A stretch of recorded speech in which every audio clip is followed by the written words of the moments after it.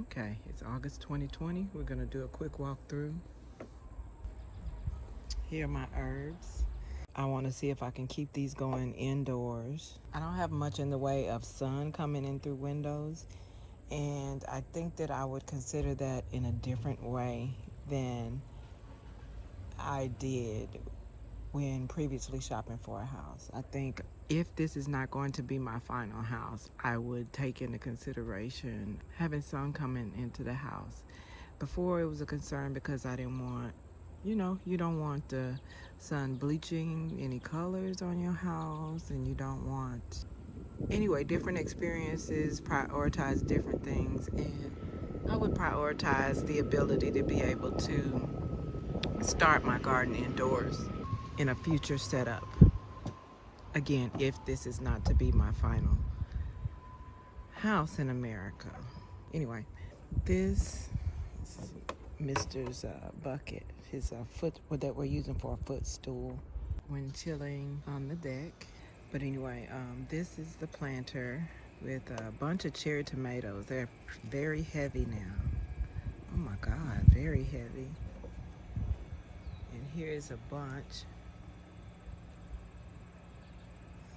I've leaned everything inward so the tomatoes can drape down the inside of the planter. And when they're done, I'm going to put, God, that is heavy.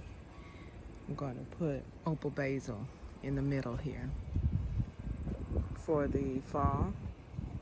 And I'm going to let these peas continue to climb up this raggedy semi-trellis. Burgundy okra. I have one here on this deck as well. Here are my cucumbers. You can't see a lot of them. The leaves are starting to yellow. It's the heat and the season. But if we peek back here, bend that leaf back and zoom in, you'll see several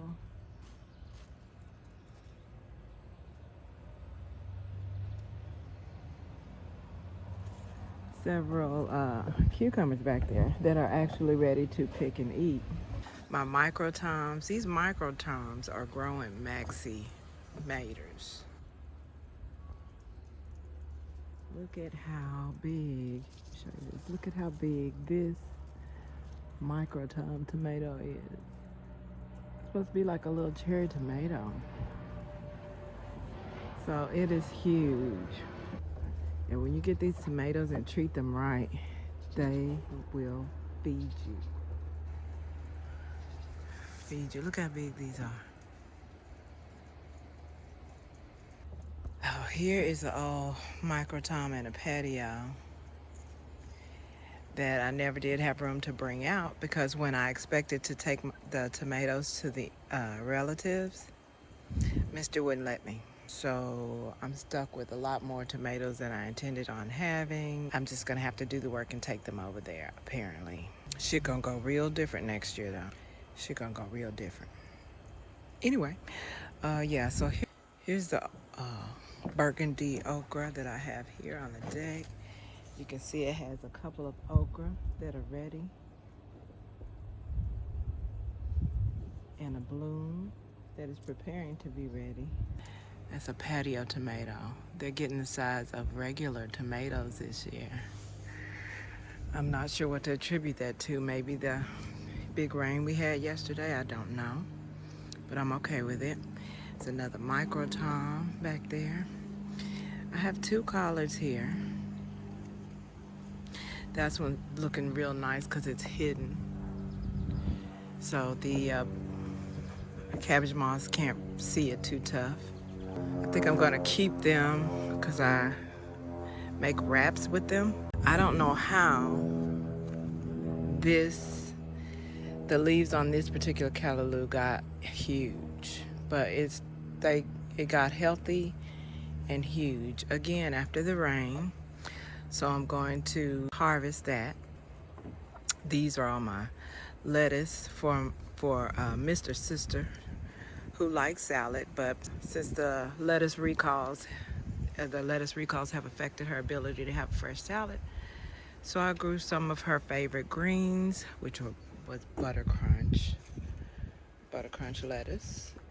These are Verbena lettuce. They're supposed to have like a red blush on the edges, but it's more pink and it doesn't give me the color that I wanted for a salad. So, boom, I decided to grow a few red leaves. Still have these perpetual spinach in the back. I have 2 of those. I'm going to pull those and just replace it with actual spinach because it's, again, the weather is cooling off. I'm sure you can tell the difference between the patios and microtons by now. These are the patios. They're really big, normal. They eventually get to be normal sized tomatoes. Golly, they're getting really big this year. I wonder if that fish kelp did that. But I think it was the storm. You know what else I think helped oddly? And you will never hear anyone say this, but I can say that about everything I say, right? But I think what had happened was, this is not going to make any sense to anyone who has not been following me. But anyway, I think that when they broke when the main stems bent in the storm, that's why these now have stakes. When the storm came, the main stem actually bent over to almost snapping. So after the storm, I came out and stood everything up and staked it up, because if you know plants like I know plants, they can heal themselves. So I stood them back upright so that the stem could heal itself, and it did. But the tomatoes got bigger, a lot bigger, a lot bigger. Look.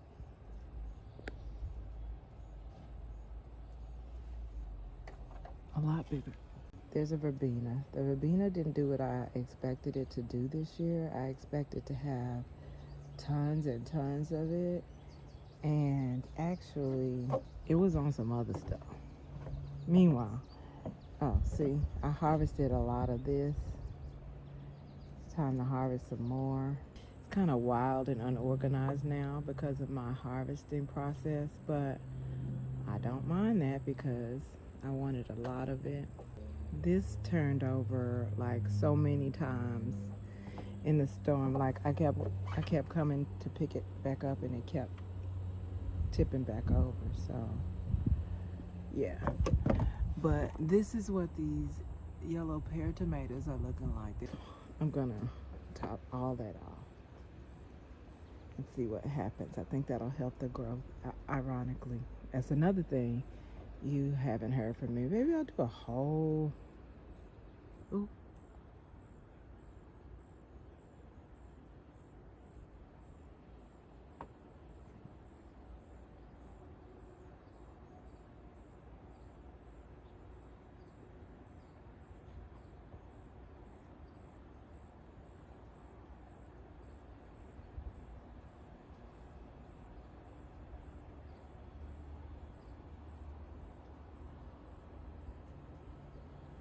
This okra is ready to be harvested, and there's the sorrel that the bunnies kept eating.